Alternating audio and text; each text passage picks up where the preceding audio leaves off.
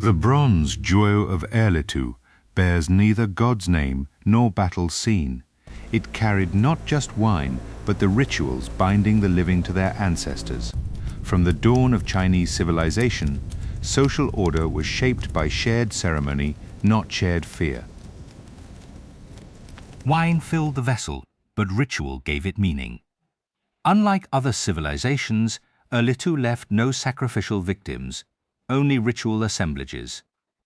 They point to another path to statehood, order through ceremony. Erlitou had no walls, no temples, yet built China's earliest palace complex. At its heart stood not divine authority, but an emerging ritual order. A new model of governance was taking shape.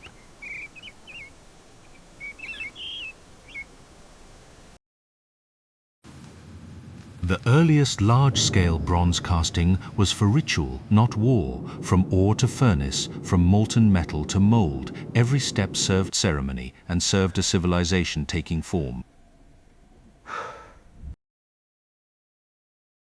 Every groove in the ceramic mold demanded precision. It shaped not just the vessel, but its ability to embody rank and order. Technical mastery became the foundation of social stability.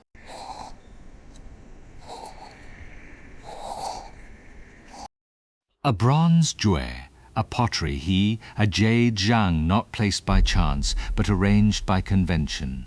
Their combinations expressed rank, kinship, and the bonds that held society together.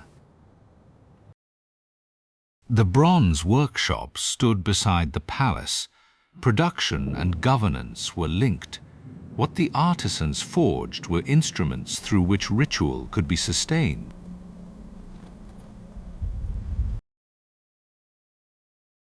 Copper and tin combined to create bronze.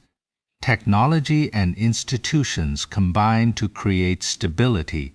Every precise proportion ensured not just craft, but the endurance of ritual traditions. Ritual took many forms across civilizations. Here, wine replaced blood. Feasting replaced sacrifice. A different way of binding society together began to emerge. In Mesopotamia, bronze became swords. At Erlitou, it became wine cups. The same technology, guided by different choices, produced different civilizations. The banquet was not just celebration, it was ritual. Wine flowed from the zan into each juo, cups raised in order. Authority lay not in hoarding, but in sharing. Ritual vessels required constant care. They preserved not bronze, but tradition. Caring for them meant preserving the bonds between generations, between people and society.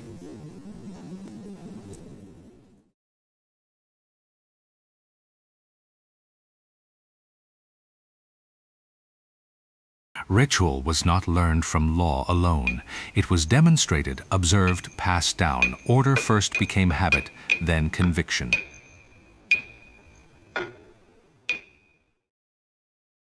The motifs on bronze were more than decoration. They reminded people of their connections, of shared conventions. Every pattern became part of civilization's memory. The turquoise dragon from Erlitou was not in the sky, it was at the banquet. It coiled beside the wine vessels, watching those who drank together. Not intimidation, but unity. Wine poured to the earth, all bowed. No killing, no sacrifice, only wine seeping into soil. Breath falling to silence. Violence was tamed by ritual. People honored each other through ceremony, not blood. In the ancestral hall, no idols, only tablets. No gods, only ancestors. No fear, only memory. The ancestors are silent, yet speak through generations. This peace allowed China's earlier state to cohere. From the Ding emerges Li, ritual. It is outward norm and inner constraint. Ritual is to humans what the mold is to bronze. It gives form, yet does not imprison. While other ritual sites became ruins, these ceremonies continued.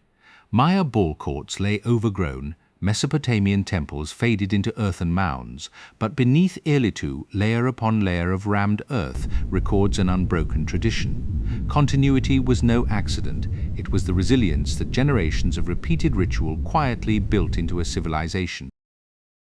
A drop of wine falls, ripples spread.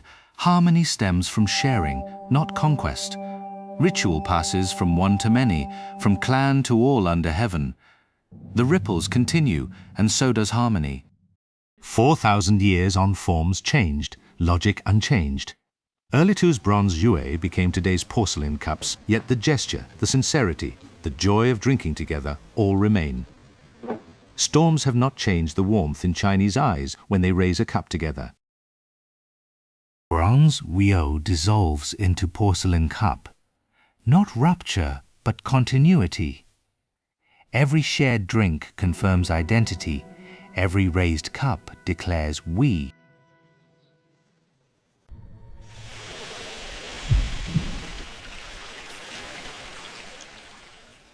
A child imitates the elder, holding a cup with both hands, not reciting rules, but absorbing the atmosphere. Order lives not in books, but in every raised cup, every gesture relived by each generation. Transmission is the deepest order. Elders first, juniors after, not oppression, but respect for time. 4,000 years on, the Chinese table remains a ritual site. No statutes, yet order, no coercion, yet willing observance. Bronze motifs weave together to reveal the words ritual concealed within the vessel. Within the vessel lies order. Within that order, human character is shaped. What sustains a civilization is not the object itself, but the ritual it carries, quietly passed from one generation to the next, unbroken through time. Bronze ink washes across silk, vessels conceal ritual emerges.